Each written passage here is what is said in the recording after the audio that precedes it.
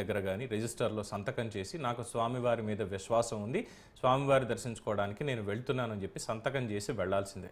ఇప్పుడు ఎందుకు వచ్చింది ఇది అంటే, ఆంధ్రప్రదేశ్లో ప్రస్తుతం తిరుమల వేదికగా జరుగుతున్నటువంటి రాజకీయాల్లో ఇది కూడా బయటకు వచ్చింది. లడ్డు వివాదం చూస్తూనే ఉన్నాం ఏం జరుగుతుందో. ఆ లడ్డు వివాదం నుంచి ఇప్పుడు సంప్రోక్షణలు, ప్రాయశ్చిత్త హోమాలు ఇవన్నీ కూడా గత 5 ఏళ్లలో జరిగినటువంటి పాపాల మీద ప్రస్తుత పాలకులు చేస్తూ ఉంటే, గత పాలకులు వాళ్ళందులో ఉన్నటువంటి వాళ్ళు లేదు ఇప్పుడు వచ్చిన వాళ్ళు మొత్తం అపచారం చేసేశారు అంటూ కూడా కాస్త పిల్లి కూతలు కారు కూతలు కూస్తూ ఇష్టం వచ్చినట్టు మాట్లాడుతూ ఇప్పుడు దానికి సంబంధించినటువంటి వివరాలతోటి మేము అక్కడ స్వామివారికి నివేదించుకోవాలి వెళ్ళి అని చేయాలనేటువంటి ఒక రాజకీయ ప్రయత్నం. అంటే మాజీ ముఖ్యమంత్రి ప్రస్తుత పులివెందుల ఎమ్మెల్యే జగన్మోహన్ రెడ్డి 27వ తేదీనే తిరుపతి వెళ్ళి 28 ఉదయం స్వామివారిని దర్శించుకోవాలి, ఇక్కడ జరుగుతున్నటువంటి అన్యాయం అవినీతి వీటన్నిటి మీద కూడా ప్రక్షాళన జరగాలి అని పిలుపునిచ్చి రాష్ట్ర వ్యాప్తంగా ఉన్న ఆలయాల పూజలు చేయండి అంటూ కూడా చెప్పేశారు. ఇక్కడే వచ్చింది స్వామివారిని దర్శించుకుంటారు అన్నటువంటి దానికి భారతీయ జనతా పార్టీ ఆంధ్రప్రదేశ్ అధ్యక్షురాలు రాజమండ్రి అయినటువంటి పురంధరేశ్వరి, అలాగే తెలుగుదేశం పార్టీ నేత పయ్యావుల కేశవ్ ఇద్దరు కూడా స్పందించారు. జగన్మోహన్ రెడ్డి డిక్లరేషన్ మీద సంతకం పెట్టి వెళ్లాల్సిందే. ముందుగా పయ్యావుల కేశవ్ గారు ఏమన్నారు అంటే, జగన్మోహన్ రెడ్డి గారు మీరు తిరుపతి వెళ్తున్నారు, సంతోషం బాగానే ఉంది, అయితే మీరు కాలినడకన వెళ్తున్నారు అని తెలిసింది, వెళ్తున్నట్లయితే కింద అలిపిరి మెట్ల మార్గం దగ్గర రిజిస్టర్ ఉంటుంది, రిజిస్టర్లో సంతకం చేసి వెళ్ళండి డిక్లరేషన్ మీద, నాకు స్వామివారి మీద నమ్మకం ఉంది అని చెప్పి అని. అలాగే పురంధేశ్వర గారు కూడా 28న తిరుమలకు వెళ్లాలని మాజీ ముఖ్యమంత్రి వైఎస్ జగన్మోహన్ రెడ్డి నిర్ణయం తీసుకున్న నేపథ్యంలో టీటీడీ అధికారులకి డిక్లరేషన్ సమర్పించిన తర్వాతే ఆయన పవిత్రమైనటువంటి తిరుమల వెంకటేశ్వర స్వామి వారి దర్శనం కోసం వెళ్ళాలి, జగన్ అన్యమతస్థులు కావడంతో GOMS number 311 revenue endowments rule number 16 ప్రకారం డిక్లరేషన్ ఇవ్వాలని చెప్పి డిమాండ్ చేస్తున్నాము అన్నారు. ఇది ఇప్పుడేం కొత్తగా వచ్చినటువంటిది కాదు. మహామహులు ఎందరో తిరుమలని దర్శించుకున్నటువంటి వారు, అన్యమతస్థులు, భారతదేశ అత్యున్నత పదవుల్ని అలంకరించినటువంటి వాళ్ళు, గౌరవ భారతరత్న అబ్దుల్ కలాం గారు లాంటి వాళ్ళు కూడా డిక్లరేషన్ మీద సంతకం పెట్టి ఎస్ నేను స్వామివారిని కూడా విశ్వసిస్తున్నాను అంటే వారి మత విశ్వాసాలని వారు అనుసరిస్తూనే పరమత సహనం చూపిస్తూ నాకు స్వామివారి పట్ల ఉంది నమ్మకం అని చెప్పినటువంటి వాళ్ళే. కానీ జగన్మోహన్ రెడ్డి మాత్రం ఎప్పుడూ చెప్పలేదు. గత 5 ఏళ్లలో ముఖ్యమంత్రి అనేటువంటి హోదా ఒక ప్రోటోకాల్ని అడ్డం పెట్టుకొని వెళ్ళిపోయారు. అంతకుముందు కూడా 2019 ఎన్నికల ముందు కూడా స్వరూపానంద వీళ్ళందరూ చేసినటువంటి స్టంట్స్ అన్నీ కూడా చూసాం. ఎస్ వాటిని డెఫినెట్గా స్టంట్స్ అనే చెప్పాలి, డ్రామాలనే చెప్పాలి. సో ఈ డ్రామాలన్నీ చూసాం అప్పట్లోనే, గంగలో మునగడాలు, ఘర్వాపసి అనడాలు. సో వీటితోటి జగన్మోహన్ రెడ్డి నెట్టుకొచ్చేసాడు. ఆ రోజు కూడా సంతకాలు పెట్టలేదు, ఎంతమంది అడిగినా ఎంతమంది చెప్పినా కూడా. పైగా అక్కడ రాజకీయ ప్రకటనలు, స్లోగన్స్, జై జగన్ అనేటువంటి నినాదాలు ఎక్కడ క్యూ లైన్లో. ఎంత అపచారం! మరి ఆ అపచారాలన్నీ అప్పుడు గుర్తు రాలేదా? అప్పుడు గుర్తు రానకుండా ఇప్పుడే వచ్చేదో ప్రాయశ్చిత్తం చేసేయాలి అని ఇప్పుడు మాట్లాడడం ఎంతవరకు సమంజసం అసలు? సో దీని మీద మళ్ళీ అంటున్నారు అసలు ఈ దిక్కుమాలని డిక్లరేషన్ రూల్ పెట్టింది ఎవడు అని చెప్పి. అంటే వ్యక్తిగతంగా నా అభిప్రాయం ఏంటంటే, ఊళ్ళో మా ఆలయం ఉంది, శివాలయం ఉంది, శివాలయంలోకి నాకు మిత్రులు ఉన్నారు చాలామంది, ముస్లిమ్స్ కావచ్చు, క్రిస్టియన్స్ కావచ్చు, ఎప్పుడన్నా వచ్చి ఆలయంలో ఉంటారు, కూర్చుంటారు, మాట్లాడుతూ ఉంటారు. అలాంటి వాళ్ళు అక్కడికి వచ్చి నేను జీసస్నే ప్రార్థిస్తాను, ఈ శివాలయం ఎందుకు ఇక్కడ అన్న మాట ఎవరు మాట్లాడరు. ముస్లింలు కూడా అక్కడికి వచ్చి ఇంకేమీ చేయరు. వచ్చిన వాళ్ళు దండం పెట్టుకుంటారు, మాట్లాడతారు, వెళ్ళిపోతారు. ఇలా ప్రతి ఊళ్ళలో జరిగేది. కానీ తిరుమలకి ఒక రూల్ అనేది ఉంది. ఇది ఇప్పటిది కాదు, ఆగమ శాస్త్రాన్ని అనుకరించి వైఖానస మహర్షి చేత ఏర్పాటు చేయబడినటువంటి ఆగమ శాస్త్రాన్ని అనుసరించి అక్కడ మొత్తం పరిచర్యలు అనేవి జరుగుతూ ఉంటాయి, అందరికీ తెలిసిందే. సో దానికంటే ఒక రూల్ పెట్టారు. ఇప్పటి నుంచి కాదు, ఎప్పటి నుంచో వస్తున్నటువంటిది. మీరు ఎవరైనా కానివ్వండి, మీరు స్వామివారి మీద నమ్మకం ఉంది అని ప్రకటించిన తర్వాతే స్వామివారిని దర్శించుకోవాలి. నాకు మనసులో నమ్మకం ఉంది అందుకని చెప్పి నేను వెళ్ళిపోతాను, నా ఇష్టం అనుకునే రోజులు ఇవి కాదు. అందుకే ఈ రూల్ పెట్టారు. ముఖ్యంగా దానికి ఒక జీవో కూడా ఇచ్చారు. GO number 311 revenue and endowments rule number 16 అనేది ఉంది.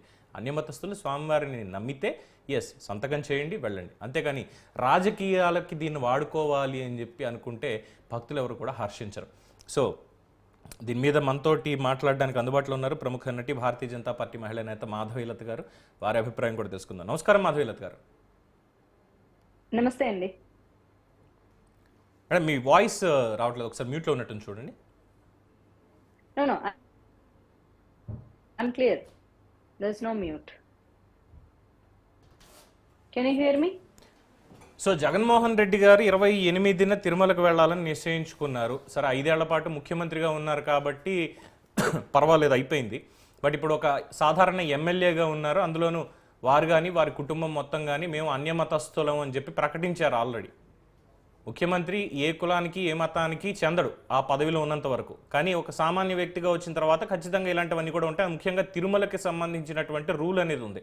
సో బీజేపీ నుంచి పురంధేశ్వర్ గారు కూడా ఇదే డిమాండ్ చేశారు. అలాగే తెలుగుదేశం పార్టీ తరఫున పయ్యాకులు కేశవ్ గారే కాదు మొత్తం భక్తులందరూ కూడా జగన్మోహన్ రెడ్డి డిక్లరేషన్ మీద సంతకం ఎందుకు పెట్టడం అంటున్నారు. సో అనుమతి అనేది అవసరం అంటున్నారు, వాళ్ళేమో మాకు అవసరం లేదంటున్నారు. సో మీరే ఉంటారు దీని మీద? డెఫినెట్ గా డిక్లరేషన్ ఇచ్చే తీరాలండి. ఎందుకంటే మీరు అన్నట్లు ఆయన కుటుంబం క్రిస్టియానిటీ ఫాలో అవుతున్నారు అండ్ అది ఎక్కడ హైడింగ్ ఏం చేయట్లేదు. చాలా చక్కగా ప్రొజెక్ట్ చేసుకుంటూనే ఉన్నారు. వాళ్ళ మదర్ ఎప్పుడు బైబిల్ సంకలో పెట్టుకునే తిరుగుతూ ఉంటారు. వాళ్ళ బావగారు స్పీచెస్ ఇస్తుంటారు. ఈయన కూడా వాటి ప్రేయర్స్కి వెళ్తూ ఉంటారు. జెరూసలేం వెళ్ళడం జరిగింది. సో ఇవన్నీ జరిగింది కాబట్టి being a Christian and TTD అనేది ప్యూర్లీ హిందువుల దేవాలయం కాబట్టి అది ఒక రిలీజియస్ ప్లేస్ కాబట్టి దాని రూల్స్ కి 100% ఆయన ఒక సాధారణ వ్యక్తిగా ఖచ్చితంగా డిక్లరేషన్ ఇవ్వాలండి. ఆయనకు మాత్రం ఎందుకు ఎక్సెప్షన్ ఇవ్వాలి? There is no exception. ఒక ముఖ్యమంత్రికి మాత్రమే ఎక్సెప్షన్ ఉంటుంది తప్ప మిగిలిన ఎవరికి ఉండదు. అయితే చాలా మంది దీన్ని వ్యతిరేకిస్తున్నారు. ఏంటంటే వైఎస్ఆర్సీపీ సానుభూతి పరులు కావచ్చు, లేదంటే మిగతా వాళ్ళు మేధావుల ముసుగులో కొంతమంది ఎందుకు తిరుమలలో ఎందుకు మీకు ఈ డిక్లరేషన్ అనేది ఇవ్వాలి? స్వామివారి మీద విశ్వాసంతో మాత్రమే మేము వెళ్తాం కదా, అలాంటప్పుడు ఎందుకు మమ్మల్ని మీరు ప్రశ్నిస్తారు? డిక్లరేషన్ అనేది ఎందుకు తీసుకొస్తున్నారు? ఇప్పుడు రాజకీయాల్లోకి మతాన్ని కూడా ఎందుకు ఇంత జొప్పిస్తున్నారు అని మాట్లాడుతున్నారు వీళ్ళు. దానికే ఉంటారు.